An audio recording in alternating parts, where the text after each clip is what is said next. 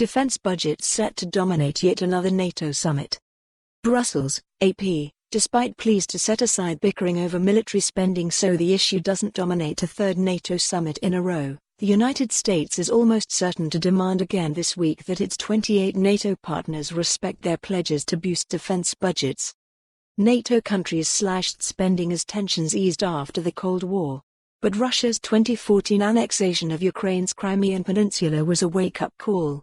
The Allies agreed then to halt cuts, boost budgets and move towards spending 2% of gross domestic product on defense by 2024.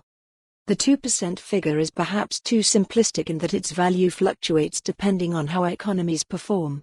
Moreover, countries calculate their defense budgets differently. Some want veterans' pensions included, for example.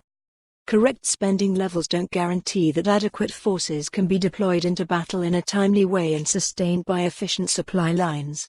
Nor do they have a relationship to any real security threat assessment. Importantly, this is about national military budgets, not NATO funding.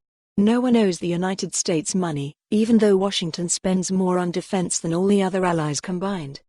That said, European allies and Canada rely heavily on U.S. equipment like large military transport planes and air-to-air refueling, and NATO's deterrent effect is more credible backed by the United States.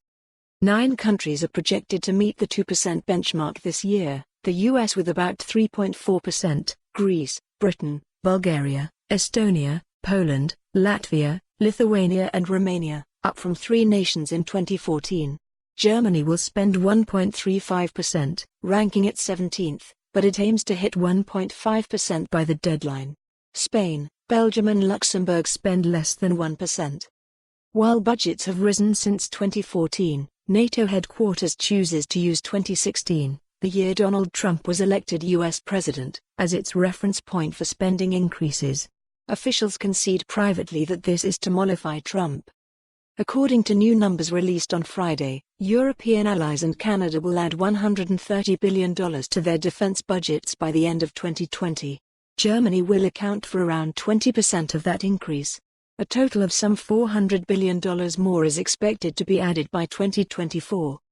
Germany, the main victim of Trump's ire, says its current spending meets NATO planning requirements, and plans to spend 2% by around 2031. Aside from national budgets, NATO also has a smaller in-house budget worth around $2 billion to run the organization's headquarters in Brussels and provide some common funding to military operations around the world. NATO Secretary-General Jens Stoltenberg said Thursday that the United States will in future pay less into that pot, with Germany helping to fill the gap.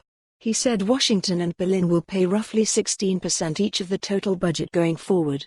The US was. For more on this story, visit the news article link.